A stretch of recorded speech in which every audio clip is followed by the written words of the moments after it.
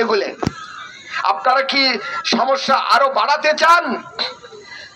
গণতান্ত্রিক দেশের একটা ভিউ হলো, দর্শন হলো সংখ্যাগরিষ্ঠতার মূল্যায়ন করা হয়, যেমন নির্বাচিত সেটা প্রতিফলিত হয়। আপনারা জানেন না বাংলাদেশের জনগণ মুসলমান এবং ধর্মভীরু, ধর্ম আপনার মুসলমান। তারা যে জিনিসটাকে পছন্দ করে না, শতকরা 90% মানুষ যে জিনিসটা পছন্দ করে না, সেই জাতিটার সেই 90% মানুষের ইচ্ছার বিরুদ্ধে একটা অফিস, একটা মতবাদ চাপিয়ে দেওয়া, এটা কি সমস্যা সমাধান করবে? ছোট করবে না আরো বড় করবে? এতটুকু যদি বুঝেন না, আপনারা সরকার চালাতে কেন আসলেন? আমার কাছে বড় আশ্চর্য লাগে ডক্টর ইউনূস সাহেব, উনি তো বুদ্ধিমান মানুষ বলে আমরা মনে করি, উনি একজন প্রফেসর।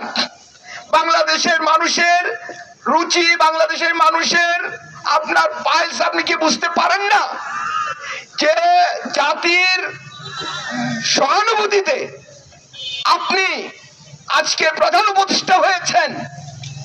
এরপরেও কি আপনি বুঝতে পারেন না আপনাকে যারা ভালোবাসে, আপনাকে যারা সমর্থন করে, তাদের আপনার মতামত কি একবার আপনি যাচাই করে দেখলেন না? আমি তো মনে করি এর থেকে আরো বড় বড় সমস্যার মধ্যে আপনি বড় একটা অগ্নিকুণ্ডের মধ্যে বসে আছেন।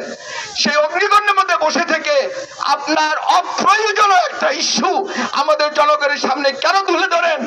কেন? কার চক্রান্তে, কার ইশারায়, কার স্বার্থে?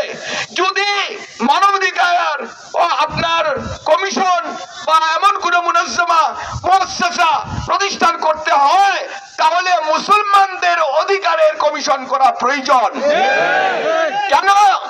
পুরো পৃথিবীতে মুসলমান যে পরিমাণ লাঞ্ছিত, বঞ্চিত, নির্যাতিত, নিপীড়িত, এর থেকে আর কোন জাতি এত পরিমাণ নির্যাতিত, নিপীড়িত মজলুম নয়। আপনাদেরকে মুসলমানদের কি মানুষ মনে হয় না? মানব মনে হয় না? গাজার নারী, শিশু, বৃদ্ধ এইগুলি কি পশু?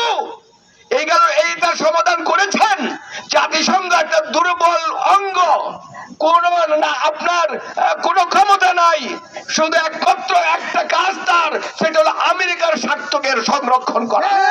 এটা জাতিসংঘ নয়, এটা হলো আমেরিকান সংঘ। সুতরাং আমাদের বাংলাদেশের অন্তর্বর্তী সরকারের প্রতি আমার আবেদন, আপনি অপ্রয়োজনীয় ইস্যু সৃষ্টি করা থেকে বিরত থাকুন। তাহলে আপনি নির্বিঘ্নে আপনি আপনার ক্ষমতাকে জনগণের হাতে হস্তান্তর করে আপনার প্রস্থান করতে পারবেন।